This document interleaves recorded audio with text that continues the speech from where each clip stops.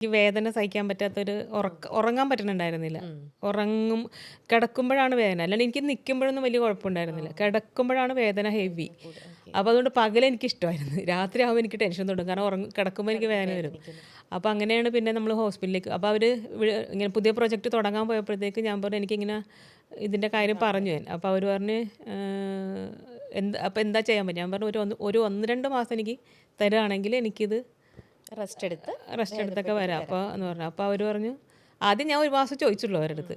1 മാസം റെസ്റ്റ് കിട്ടണം അത്രേ ഉള്ളൂ എന്ന് പറഞ്ഞ്.